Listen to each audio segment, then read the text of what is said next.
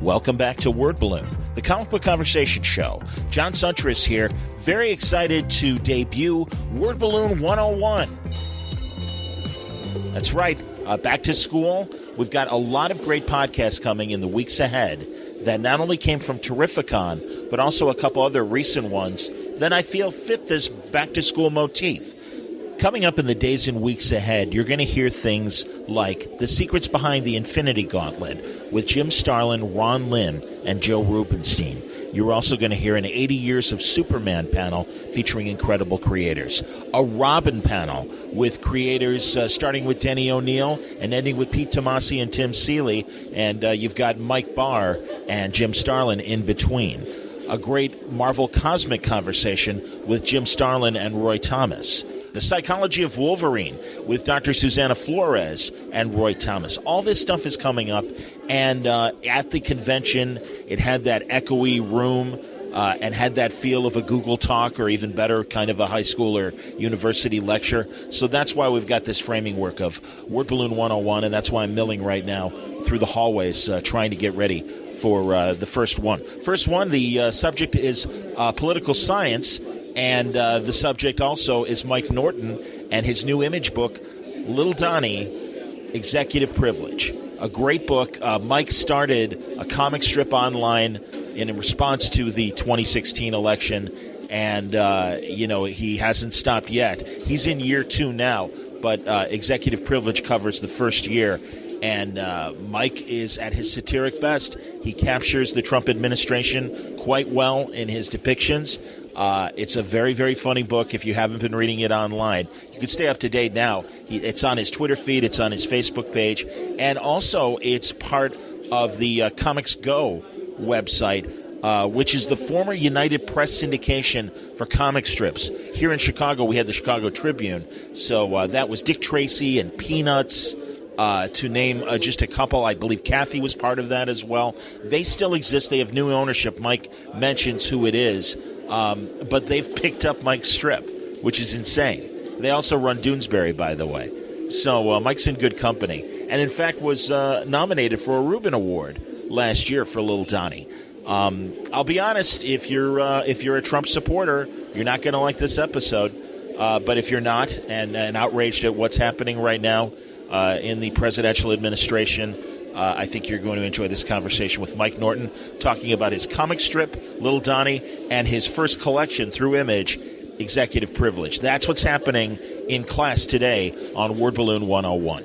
It's all brought to you by the League of Word Balloon listeners. Thank you very much, League, for your support. As a thank you, you're getting advanced courses.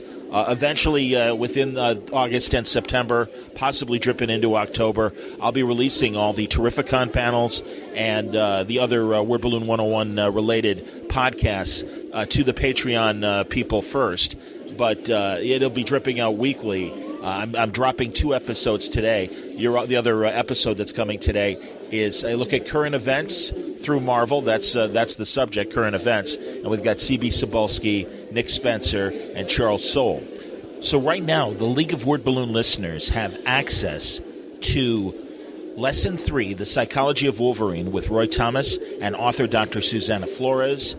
Also, the Black Panther panel featuring Don McGregor, Christopher Priest, Afua Richardson, and Bob Almond. It was a fantastic panel. And then also Lesson 1, the DC romance comics of the 1960s, featuring a conversation between Paul Kupperberg and editor Barbara Freelander. Really great stuff.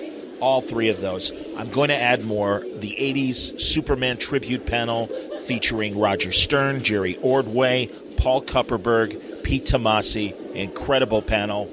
Robin, and that was an amazing panel. Denny O'Neil, Mike Barr, Jim Starlin, Tim Seeley, and Pete Tomasi, all talking about the Boy Wonder. Very funny debate. Like I said, the Marvel Cosmic panel is coming. The Infinity Gauntlet coverage is coming. Lots of this stuff. And the League of Word Balloon listeners will get the first crack at it. So if you'd like to contribute to Patreon, there's a little thank you in getting some advanced lessons during this Word Balloon 101 period. I hope you'll consider subscribing to Word Balloon. Is Word Balloon worth $1 a month? Is it worth the price of a comic book a month? You're helping me get to conventions, make connections, and give you some of the incredible conversations that I'm able to give you weekly here at wordballoon.com. If you'd like to subscribe to Word Balloon, go to wordballoon.com and click on the Patreon ad there on the front page, or you can go to patreon.com/wordballoon. So thank you very much, League of Word Balloon listeners.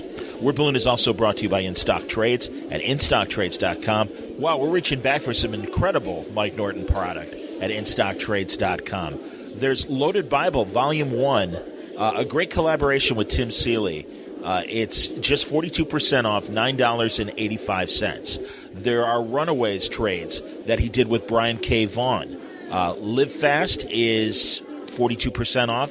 It's $9.85. Volume 7, the Live Fast Digest, is also 42% off. It's $5.79.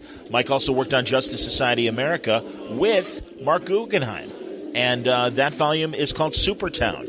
$8.69 for that one. There's Battle Pug, his fantastic hardcover. We discussed Battle Pug briefly in our conversation.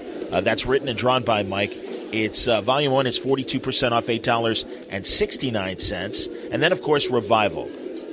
Volume 1, start at the beginning. Tim Seeley, Mike Norton, You're Among Friends. 42% off, $7.53. Just a tip of the iceberg of Mike Norton material available at instocktrades.com. We'll tell you more on the next break, but you're going to find great books at great prices at instocktrades.com. Okay, before we get started, once again, I won't deny it. Mike and I are not the biggest fans of the president. So if that kind of conversation offends you, you might want to jump off now. But if it doesn't, and you enjoy irreverent political humor and want to hear how Mike goes through the process of creating his Lil Donnie strips, then I think you're going to enjoy this. This was recorded at Challengers Comics this week, just this past Wednesday. That's when the book came out. Mike did a big signing there, and afterwards we sat down. It's also my first Twitch video. So if you're interested in checking out the video perspective of it, it turned out terrific.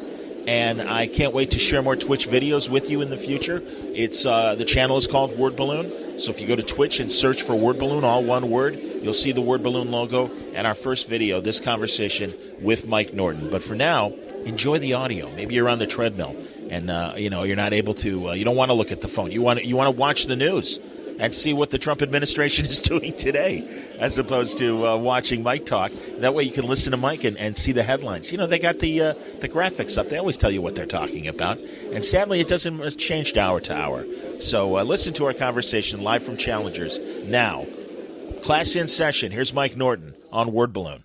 So I don't know if you know, Mike, I've been doing, with all the panels that I got at Terrificon, They sounded like college lectures. Okay. So I am framing this, given that we're in the back-to-school session, as Word Balloon 101. Oh, cool. And you're representing the poli-sci. Oh, God. Exactly. I never took one of those classes in college, so I'm probably a bad representation of that. Well, I suspect a lot of political cartoonists didn't do it either over the years. Do you think? I don't know. This is like, I'm definitely late to the game on this. This is like something that I admitted. I'm probably like a lot of people that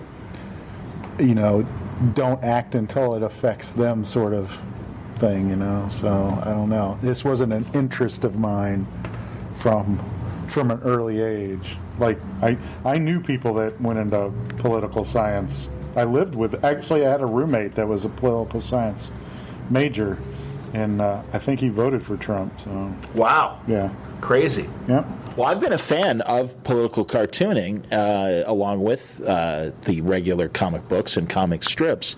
And, obviously this was a reaction to the election. First of all, let's jump back, because this isn't your first comic strip per se.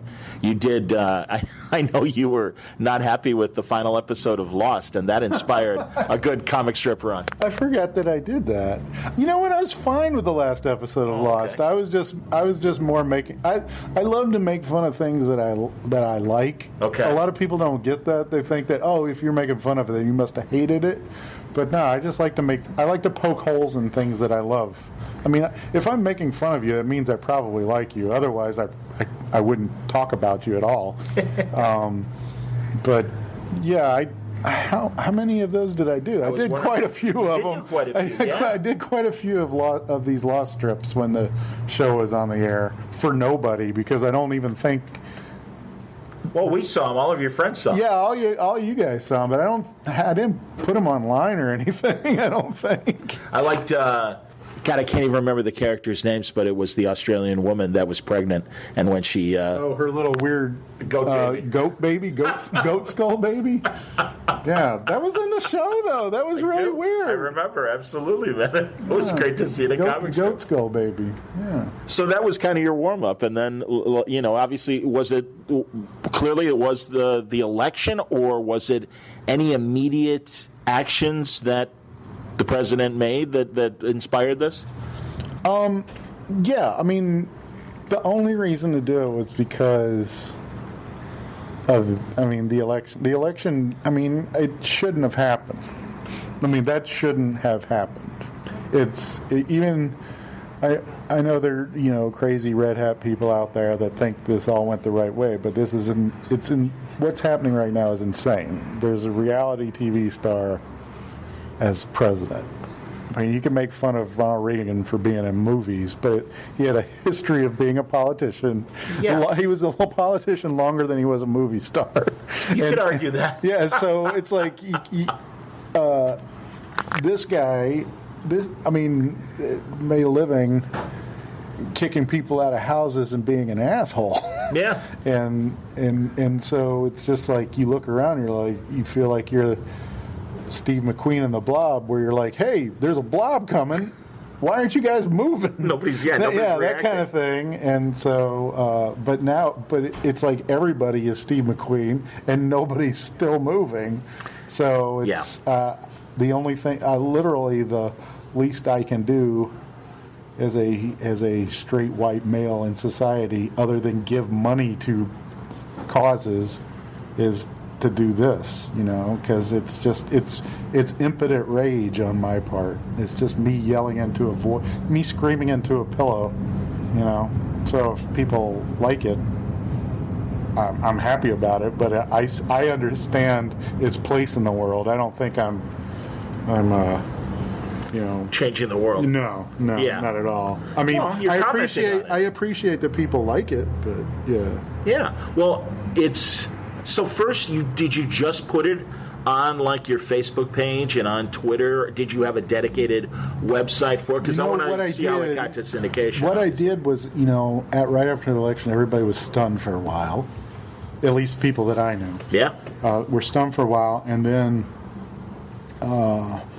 there was sort of like a recuperation period, and then there was the other side really going online going, because he was like, well, he didn't technically win, and so the other side's going, well, bunch of snowflakes. That's when snowflakes started early. Yeah. And so I made a little tiny comic strip about snowflakes. Like a guy who was like yelling at his radio about snowflakes, and then he goes outside and his house collapses because of the snowdrift on top of it. And I was like, oh yeah, I remember what it's like, because I did a comic strip when I was in college, but it wasn't political and it was a gag. So I remember coming up with a joke every week. But I remember it's like, oh yeah, that kind of scratches an itch. It's a creative outlet to try and come up with a joke under very tight constraints, which is essentially what a gag strip is. So I thought about it for a while, and I was mostly thinking about Sean Spicer, because he seemed like such a weird guy in this. And then I read more about him, and the whole thing about him being into like anime. Didn't know that. Yeah, in like anime conventions and stuff. Like he had been to them and stuff like that. Wow, actually, that sort of humanizes him. Yeah, right. And then then he has this weird like hatred for Dippin' Dots and stuff like that. The ice cream. Yeah, many tweets of his where he's talking about Dippin' Dots is not the ice cream of the future. That kind of stuff. It's like, that's a weird thing for a guy to say. Maybe I should do an executive order on Dippin' Dots. So I was like, I'm going to make wouldn't it be funny if this guy who loves anime and manga, if I just did like this like Lone Wolf and Cub style thing of him like going through this town of like reporters and stuff, and like this is what he's thinking in his head. Meanwhile, he's just this little schlubby guy. Yeah. You know, straightening his too big suit on him, you know. And, Period. Yes. but then I was like, you know, that's a lot of work to do about this one guy. And then I started thinking, and by that time, Trump was already doing all kinds of ridiculous stuff. And I put it on hold. I was like, I'm not going to do that. I've got too much stuff to do. Yeah, you do. And but then I forgot what it was the Muslim band, I think. Sure. And he was signing all these executive orders like he was actually doing something. Yeah. And that's why the first strip is literally him signing a ban on high fives. Right. Yes, he's with Steve Bannon. And I was like, I'm just going to do all of them, you know, and I'll make a strip about them. And I was fired up. I did 3 or 4 weeks. Sometimes, I did one daily, for a little while. And I was fired up. It really kind of helped me out. But that's like 2 years now. Yeah, you're into your second year. You're almost close to the end of the second year. Yeah, I'm a little tired. Well, and I'm really sorry there's not much to write about anymore. I know, right? We're recording this literally the day after Manafort was, convicted for his money laundering and tax evasion, and Michael Cohen also for tax evasion and implicating. Yes, indeed, indeed, and staying in the plea bargain that he was paying off Stormy Daniels and Karen McDougal under the direction of a candidate that was running for federal office, as it says in the actual legal documents. But we all know who Sarah that is. says that's ridiculous. Right. Well, and again, because he hasn't been indicted himself yet, or... Yeah. Well, yeah. I mean, I watched the press conference today. Did you watch it? I don't watch them because it gets my blood pressure up. So how? Well, then, beyond so do you read about things the next day? I read them after the fact. Okay. Because there's so much information about any given subject. To watch it while I feel like that's almost too much. I think that might kill me. I understand. Yeah, I do understand. There's peers of mine, like Kevin McGuire. Yes, very political. He watches it all. He's watching C-SPAN while he's drawing and stuff. I was like, I'd shoot myself. Yeah, I understand. And honestly, I go through waves where I either listen or watch. I knew I knew during the election when I was like watching like debates and stuff, I was like, I can't do this. Oh my God! This is like watching the Super Bowl or the World Cup every day. It's like my heart's gonna give out. Well, and also honestly, from a debate standpoint, you had Hillary Clinton, who was very polished and had done debates for a long time, and then to me, it felt like Trump was like a third grader who hadn't read the book report. Treasure Island. It's about an island and treasure. Do you remember the old Saturday Night Live skit where John Lovett is Michael Dukakis, and he's going, I can't believe I'm losing to this guy. Exactly. That's what it's like. 1,000 points of light. Yeah. Yeah, absolutely, man. Except back then, it's like Bush the first makes this guy look like a... Oh, my God. Oh, well, honestly, say what you will about his politics, George Bush was a statesman. Yeah. And it was his job. That's what he did. Yes. He knew how to frickin' talk to people. And he also understood government. He understood the way it worked. Didn't buck it just because. I mean, again, as I'm sure you've made fun of an executive privilege, we should hold up the book. Hold up the book for a second. Dark Horse has collected your comic strips. Image comics. Pardon me. No, Image has collected this, or you have yourself. With Dark Horse. So did you suggest this then to Image, or did you just decide on your own? I mean, well, when it first started, there were a couple of other publishers that contacted me, and I talked to them, and for other reasons, one or the other, I decided it wasn't for me, or we couldn't decide on something, and I asked Image, and Image is basically you're essentially self-publishing at Image, except that they do everything. Right. They're good that way, and and they were definitely open to it. I think Eric Stevenson is trying to put out more of that. I mean, Pia Guerra has a book next month right after mine that is a collection of her comic strips that she's done for the Nib about Trump. So Me the People? Is that what Me the People? Me the People, yeah. That's Okay. definitely what it is. And I'm not the only one, so. I feel like Brian Lamb on Book Notes on C-SPAN, so I've got your book here, and I want to read the afterword that Pia Guerra from Why the Last Man wrote. Like many of us, Mike Norton became angry with the Trump administration's daily assault on American democracy, but instead of letting this rage eat him alive, as he's just described, he directed it outwards using his brilliant skills as a comic book creator.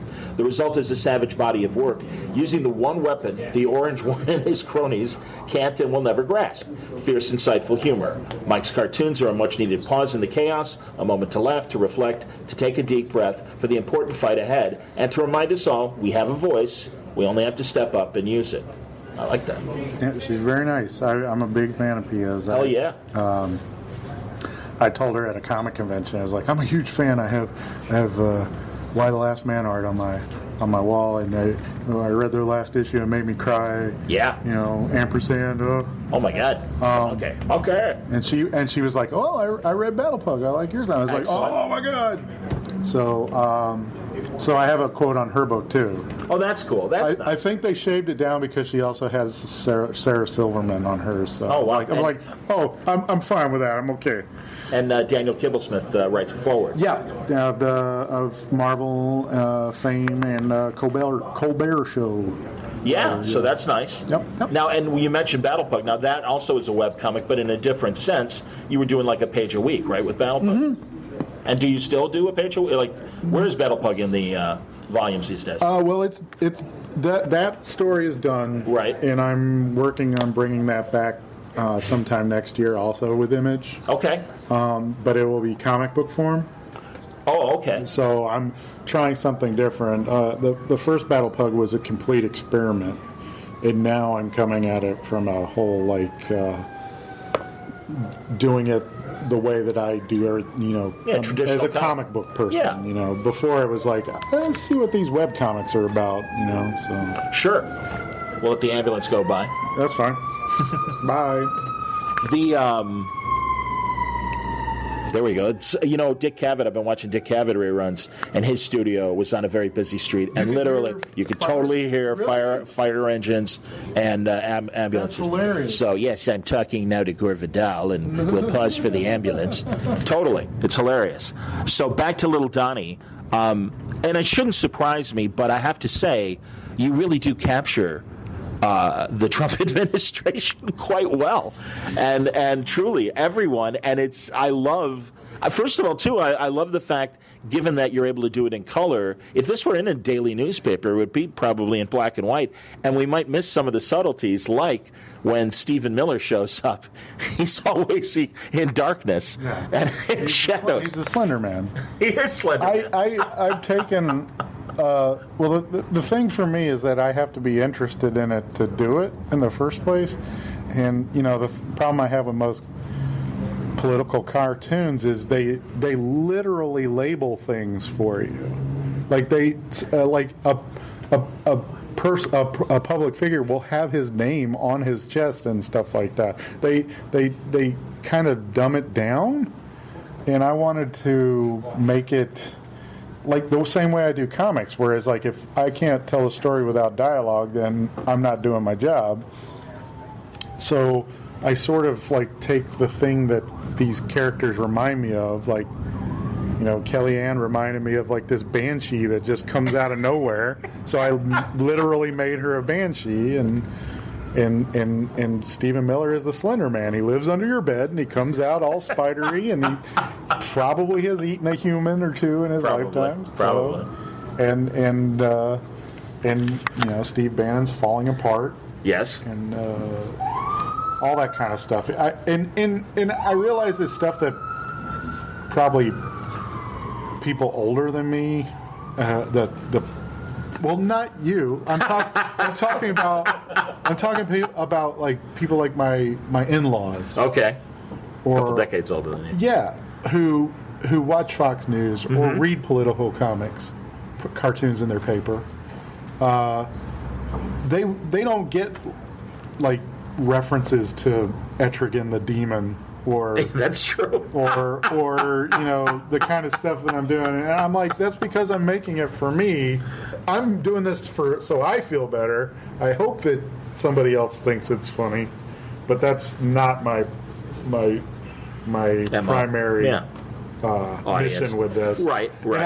And I feel selfish when I say that, but I'm selfish. I'm sorry. I'm doing this. This is Cathartic. Yeah, it's an exercise in creative pettiness for me. Well, you put a lot of thought in it, man. So it is a little more than that. Well, a lot of people put more thought into it. If you look at Twitter on any given day, there are a lot of people that spend a lot of time on their creative pettiness. Well, but all right, outside of the comics community, I don't know how you quantify this. Do you know what kind of readership? Again, well, let's get to, so you put this out. Are you putting it out initially just on Facebook? Are you putting it out on a website before Go Comics got into it? Originally, I was doing it on Twitter and Facebook. Mm-hmm. Then I made a website for it. I have no idea what the readership was. I don't. Even on my own comic books that come out, like from Marvel or DC, I never look at numbers. Okay. It's probably not a good thing. I should probably pay attention to that stuff. But I feel like it's going to, if I get depressed if nobody's reading it, I won't make it or something like that. So I just don't look. I haven't done that since maybe 2013. Wow. It's been a long time. So when I got hooked up with Go Comics, they don't tell me what the audience is. Okay. But I do get per click royalty. Okay. So I make some money. Yeah, so I assume people are reading it because I wasn't making money before. So that's good. I'm glad to hear that. Yeah. Because obviously comic strips are in an interesting point right now. Right. Go Comics is the Tribune's syndication company. Yeah. Correct? It is LA Times? Andrews McMeel Syndicate, which used to be the. There were two main syndicates. There was King and United. I think this used to be United. It's Andrews McMeel now. Oh, and now they're based out of Kansas City. Oh, okay. And I think they're probably the only syndicate now. I don't know. Don't quote me on that. King is still, they're doing it. But these guys, they have Garfield and Calvin and Hobbes and Nancy and all that stuff. Yeah. So.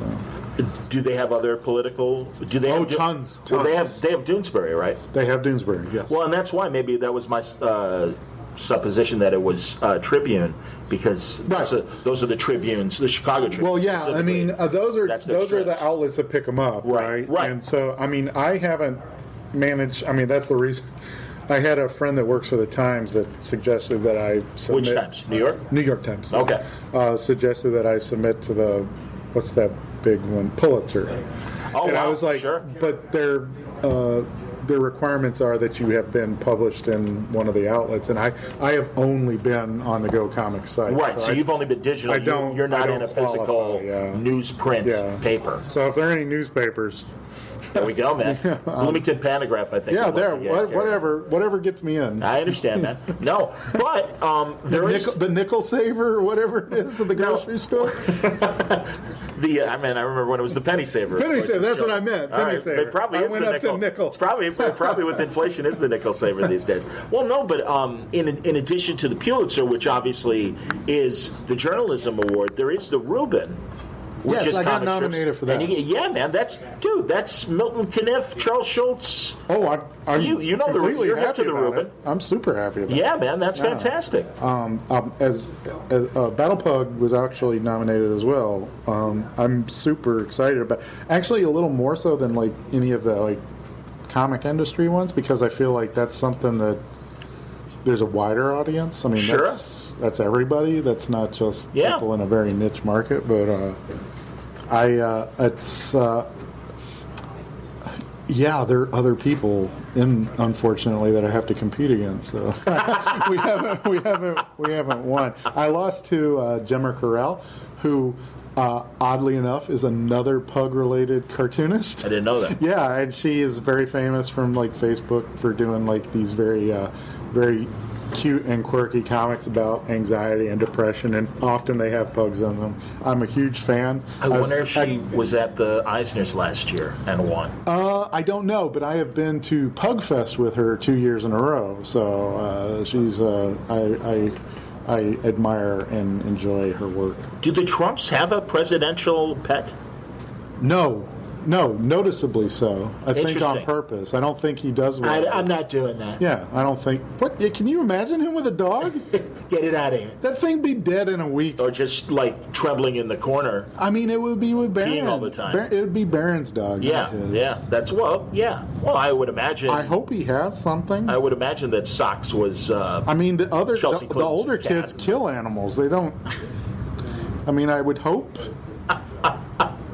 I mean, that's one of the strips is that there are bear traps and stuff all over the lawn. I liked the Easter egg hunt. And, Right, with her secret message. And Melania's got a message for a kid. Save me. That's when I felt bad for her. I don't feel bad for her anymore. I understand. Did you make fun of, and again, it's this year, this executive privilege only covers the first year, as it should. We'll see how long the term lasts. There will be at least another one, I'm sure. Well, I just another came up year? with a name for the second volume today. Oh, do you want to reveal it or not? I think it'll be called Use Your Collusion Volume 2. No, hey man, for the people that are on his side and are like, let's wrap this investigation up, I'm always like, it took 24 months for Nixon to resign. 24 months, and we're only in... How long was all the Clinton stuff going on? A year, more than that. Yeah. Much more than that. Yeah. Well, don't expect an equivalence, obviously, as far as... No. I mean, they've already shown it. There's... Everything is... That's the problem with right now, is that everything is uncharted territory. Yes. I was telling George earlier on, I feel like this, right now, what's going on in Washington with the GOP and that side of the aisle and everything is essentially like a little kid that's realized that their parent isn't going to hit them. And they're just going, what? Do something. And that's what's going to happen. They realize that nobody's actually going to do anything now. It'll be really interesting when the Mueller report finally wraps up. Has Mueller made an appearance yet in your... Yeah, he's made a couple of appearances. Okay. He's in the last one. He's in the one this week. Yeah, well, and I would assume, again, I was really leaning more on the first year. No, he's been in a couple of them. Not much, though. Has Michael Cohen? Michael Cohen has been on there, yes. He's. I think I did an ad for his law firm. I can't remember. I also like the parody in Executive Privilege of the infamous X-Men cover. Yeah, which was out of date literally 2 days after I did it. What happened? Scaramucci was fired. Oh, there you go. And he's the star of it. The mooch, yes. Half the people in that cover are gone. Well, and likely the case with many of the people that show up in the first volume here. Oh yeah, most of them are gone. Sure. Luckily, I mean, there's at least get to say goodbye to Bannon and Spicer and stuff in this one volume. That's crazy, though. 1 year? Not even a year? Yeah, man. I mean, no, normally the turnover is usually after the first term. And they get people because they're just beat from just doing the normal job. He's got one every 6 months. Yeah. Was Michael Wolff in the job? McDonald's has a lower turnover rate. We need a new fry guy back here. Yeah. I'm done with this guy. Yeah. New Big Mac guy. You know what's sad? And I know I do. And my Trump has gotten lazier. But when it first started, I was doing it, and my radio friends are like, "Hey, man, you could probably make some money." You were telling me that this weekend. Yeah, and I'm like, it's not fun to do. No, it's not fun. It's, as I'm sure this isn't for you. Not fun. And it's a shame because I understand, but I also know that really, because it's so crazy, I would think there are weeks like this week. This week has to have given you potentially. Well, you know what? The weeks and the days where a lot of stuff is happening is actually harder. Because for one, you have to single out what it is you're going to do. Then you have to figure out a creative way to make that funny, because you don't want to just verbatim it, because you could. Things are so absurd, you could write down verbatim what's going on, and that would be the joke. But that's not clever, that's not creative. And as much as I want to, like, get something out there so that I can go and do the other things that I really want to do, I still feel like I need to, like, put something into this. And yeah, no, I realize that, but I mean, even just the material of the reality could inspire. It's a little overwhelming. Okay. But yeah. Like this week, I mean, I've been trying to think of something that it's like everything's competing for what the best joke is, you know, and I'm just like, how do I combine them all? And then you get in a whole nother territory of like, yeah, maybe Trump dreaming. Well, I've done that sort of thing. Sure. Yeah, well, sure. That's okay. That's fair. I mean, it's a new dream. It's a new, the device is okay. Yeah. That's like saying I don't want to see Snoopy up on the doghouse. On the doghouse, anymore. yeah. He's not the Red Baron. That kind of or thing. Typing his novel. Yeah, typing. It was a dark and stormy night. Attaboy. But yeah, that kind of stuff. It gets. There's a weird tightrope of trying to make something creative and then just trying to just get it done, because I'm so sick of looking at this. I understand. Yeah. Well, and also because of the constant change in the news cycle. You know, last week was all about Omarosa until he started taking away people's security clearance. Mm-hmm. Did you have a chance to make fun of Omarosa or the security clearance stuff? I stayed away from Omarosa mostly because I just don't like her as a... I feel... I mean, she Omarosa is Donald Trump. Of course. Yes. She does not deserve to be on anything, right? This is the student outplaying the master. Yeah, and I was like, I don't want to give her the attention she so desperately craves. Yeah, she's not the president. This is Anakin and Kenobi fighting each other in episode 3. Like, yeah, I just like I don't want to give her anything. She, you know, I understand. I don't think anything's going to come out of her little things, and then blah blah blah. The security clearance, I could have thought of something, but by the time before I was doing stuff like that day, and I'm not doing things that day anymore. You know? It's all good, George. You can grab your bag. You're cool. It's all right, buddy. No worries. I'm down to like a strip a week now, and so, you know, by the time I'm doing it, it's practically old news, even though it's like a day. Yeah, I have a feeling that there will be more security withdrawals, so I wouldn't worry about that. There's always something. It's just that too. When there's something happens, you're just like, I really wish I had come up with something for that. But it's like, I've got pages to draw. I've been watching Maggie Haberman from the New York Times. Oh, right. And watching her. She did either the National Press Club, something on C-SPAN. It was definitely a C-SPAN video. And she said, obviously, the news cycle has expanded. Her workday has expanded. She said you used to be able to check in with the White House press office at like 5 in the afternoon. There might be a final written press release or something, and fine, and you knew you were okay until the next day. And instead, we now have, as we remember, Sean Spicer talking to the press at night by the bushes, and in the dark, and trying to. I don't even remember what the actual problem was. And again, it is all a blur when literally we're hit with it. It's like a snowball fight. We're the old ladies with the groceries coming home, and the Trump administration is firing snowballs at it. Stop it! Exactly. It's just too much. If you paid, the problem is, like I said, it's been going on for 2 years now. Before, that's all I could think about. Paying attention, doing a strip almost every day. How long? Huh? How long was that frame of mind? It lasted a good 6 months at least. Sure. Okay. Now, I'm starting to like, okay, I can't be living my life for this horrible person. I have all these other creative things I want to. I've got comics that I'm making and all this stuff, and then I'm drawing them, and I'm like, oh, I really like doing this. Oh, I forgot. I said I was going to do this thing. So I go and I draw my Trump strip, and it's come down to where I was doing like, I don't know, 5 or 6 months. And then I'm like, okay, I can't be living my life for this horrible person. I have all these other creative things I want to. I've got comics that I'm making and all this stuff, and then I'm drawing them, and I'm like, oh, I really like doing this. Oh, I forgot. I said I was going to do this thing. So I go and I draw my Trump strip, and it's come down to where I was doing like 4 to 3 to 2 to like now 1 a week. Is it 1 a week now? It has been more often than it hasn't lately. Okay. And so it's definitely not as fun. Like, it wasn't ever fun because of what I was doing. It was fun because it was like, oh, this is a little creative way to make things that are horrible, and it's like a kind of like, terrible situation alchemy. It's like, I turned crap into gold. Yeah. But it's not as fun to do that anymore. But I don't know if you know this about me, but if I say I'm going to do something, I do it. And so I said I was going to do this until he's gone or I'm gone, and I'm be damned if I'm gone before him. Attaboy.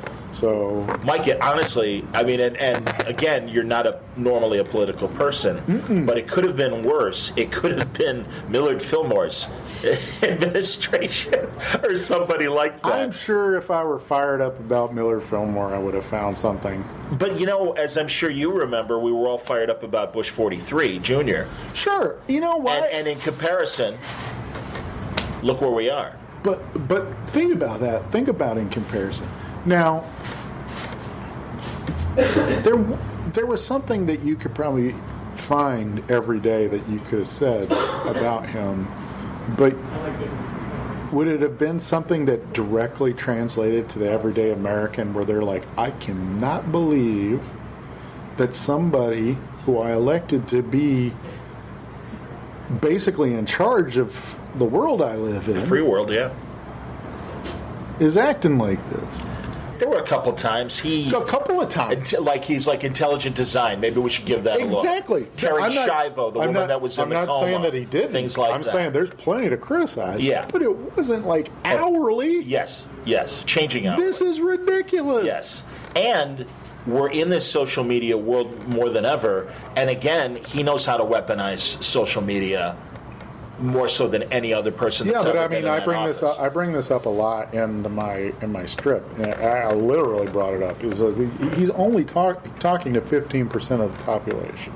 When you break down his numbers and take out the 3 million that are bots, and his 40 million, and that's only 15% of the population. Agreed, but that's all. But and they're the ones that buy the advertising. They're the ones that are. They're the ones that he is definitely. They're the only people he is talking to.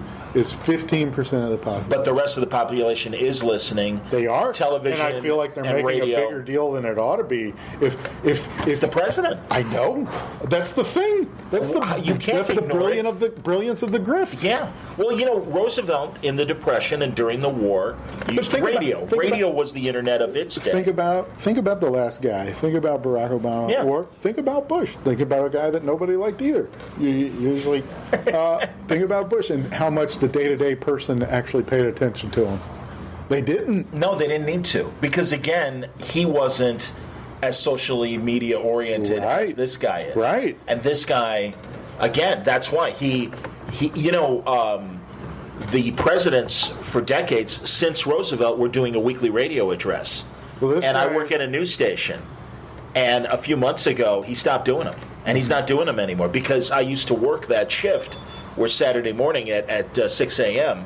they would play the weekly radio address. And I'm like, where's the address? They're like, he's not doing it anymore. No. And he doesn't need to because, again, he's got 5 things or 20 things to say on Twitter. 6 a.m. toilet tweets. Yeah, exactly. Oh. So it's, again, this has never happened before. This is completely uncharted waters. No, it's scary, and I don't like it. Yeah, well, and again, this is why I'm glad. Why am I talking to you again? Because this is good. I know. I'm sorry, buddy. I don't mean for it to be such a depressing conversation. Is this great? Is this where we sign the co-death pact right now, where we just kill each other on camera? Well, no. This is our evidence in case we disappear. This is fine. So it's we've got a live audience that also can corroborate and stuff. Yeah, that's true. Hey, man, seriously, I love the book. I think it's terrific. Thank you. And I'm glad you're doing this. I'm glad you're committed because, again, we're living that Chinese proverb of "May you live in interesting times." Well, I don't want them more interesting than they are right now. No, I don't either. And the thing is, I thought about this the other day because I was telling you. I mean, the reason I'm not a political person. I never was. I used to tell people to shut up whenever they brought up market. If this all went away tomorrow, I wonder how I've changed now. Because I can't do that now.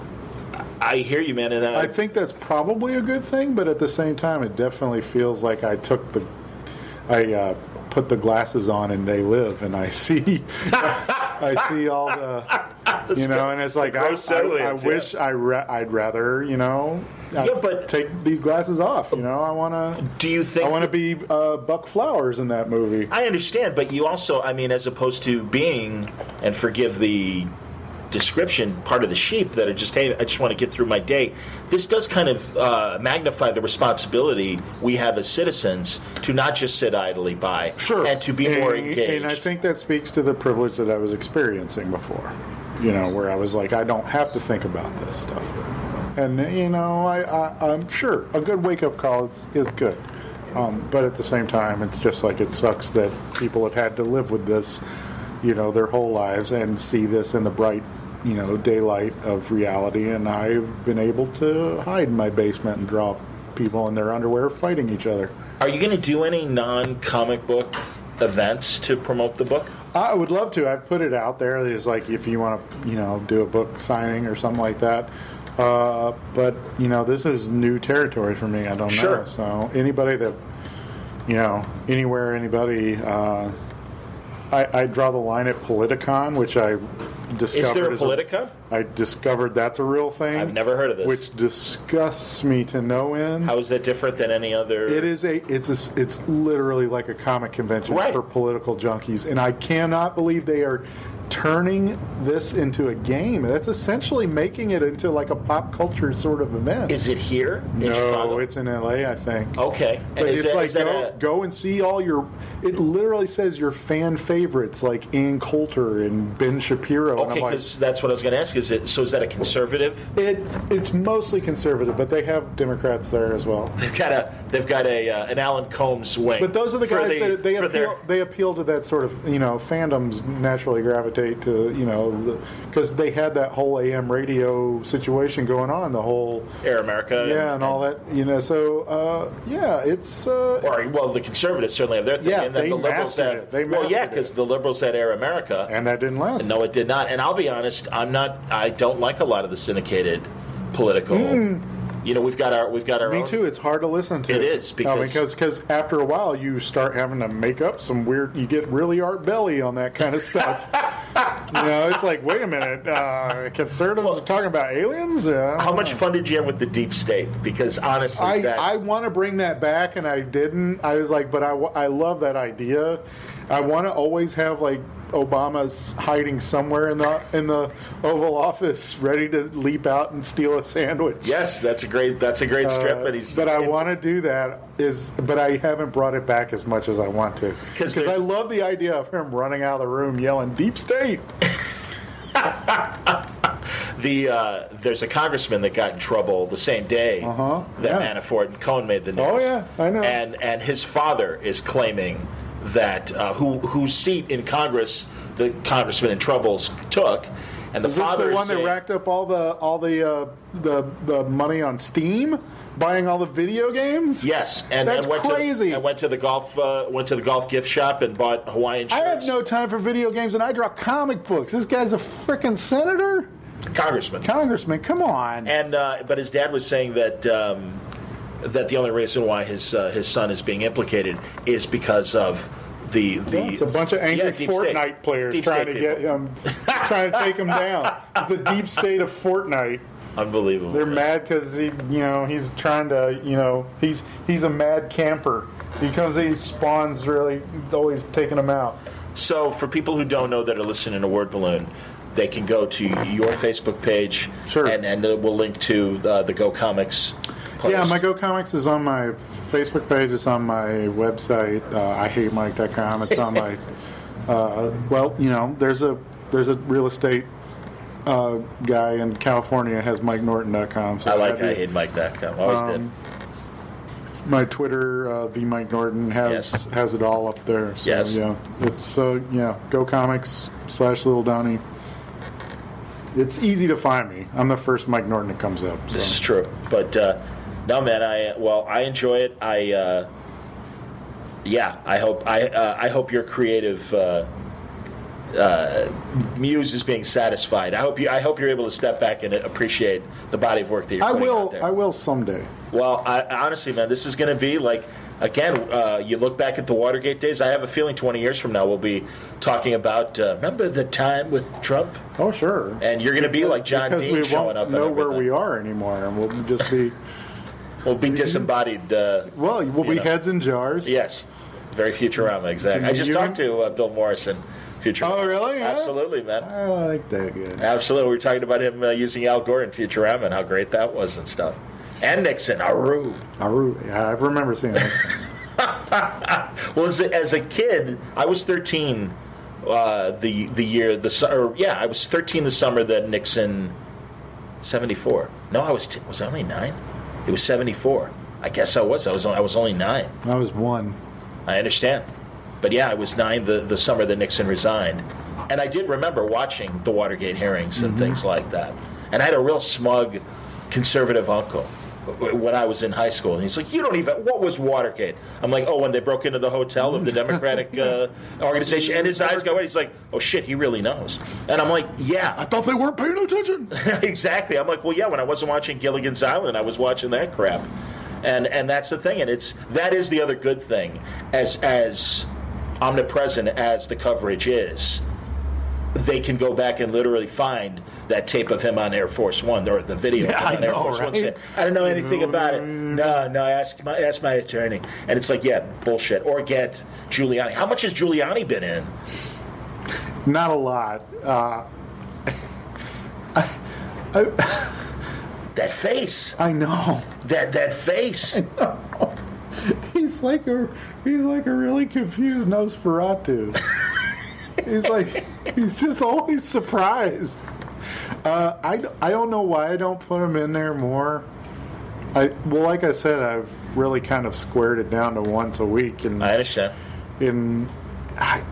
I think my disgust with the people is kind of starting to wear on my what I want to draw, So I put myself a lot more in it lately. Yes, I've seen that. I was like, let's draw somebody I don't completely hate. So I don't know. All right, we'll leave it there. It's all right. I understand, Mike. It's great, Mike, and truly I enjoy it, and it does make it a little easier to deal with it. And I know the fans will agree. Well, I appreciate that. Absolutely. Lil Donnie, the new book from Image, Executive Privilege, written and drawn by Mike Norton. Thanks for joining us today. Thank you, John. That's Mike Norton, and that's Lil Donnie. Pick up the new Image collection today.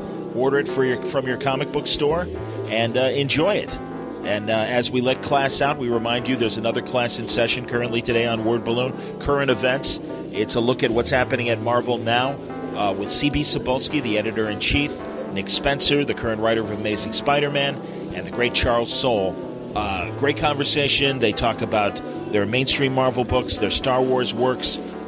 Nick talks a lot about Spider-Man and superior foes of Spider-Man, but they're also there for the questions from the audience as well. So a lot of Marvel fans out there, and they ask very good questions of CB, Nick, and Charles. And I'm happy to present that panel as our current events class for Word Balloon 101. Thanks a lot for listening today. Thank you very much to the League of Word Balloon listeners for your sponsorship. And Word Balloon is also brought to you by In Stock Trades at InStockTrades.com. You can get things like the It Girl and Atomics collection, written by Jamie S. Rich, drawn by Mike Norton. The 2 volumes are at great prices. Volume 1, let's see here, that's Round 1, Dark Street, Snap City. It's 42% off, $8.69. Or you can get Volume 2, which is The World is Flat, and that is 60% off, $5.99. Then there's Mike's creation, The Answer, that was inspired by Blue Beetle and the Paris Cullen's Blue Beetle run in particular of the 80s. It's written by Mike and Dennis Hopeless, and it's drawn by Mike. A great, fun superhero adventure story, Mike's own creation from Image. The Answer, Dark Horse. Man, I'm getting everybody wrong. I said Dark Horse being Lil Donnie. Of course, it's Image.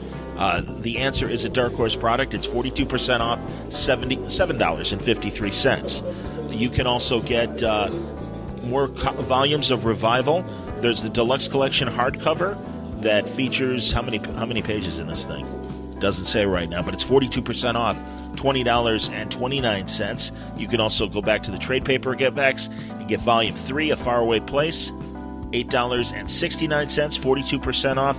There's The Occultist, that was written by Tim Seeley and drawn by Mike Norton, 42% off, $9.85. And a hell of a lot more. There's even Jay Torres, back in the day, did Teen Titans Go, and this is the Together trade paperback, featuring art by Todd Knock and Mike Norton, 42% off, $7.53. And then there's also Volume 3 of Battle Pug, Sit, Stay, Die, 42% off, $8.69. All waiting for you at InStockTrades.com. Don't forget, if your orders are $50 or more, you'll receive free shipping. Great books at great prices. InStockTrades.com. All right, let's take a recess break. Go outside while it's still nice out. But it's still back to school for Word Balloon. Stick around. Like I said, the current events class also available today. The Marvel Today discussion with C.B. Cebulski, Nick Spencer, and Charles Soule. And then next week, Music Appreciation, a great conversation with Bill Morrison as he tackles Yellow Submarine, and in comic book form, a discussion about the Beatles, about adapting Yellow Submarine, plus some Futurama talk, and of course Bongo Comics, because Bill was part of Bongo Publishing for quite a long time. But really great conversation about his collaborations with Matt Groening, including the new Netflix Matt Groening animated series. Lots of great stuff, but the main focus, of course, is Yellow Submarine. A good conversation with Bill Morrison next week on Word Balloon. I hope you'll join me. Until then, thanks a lot for listening. Word Balloon is a copyright feature of Shaky Productions, copyright 2018.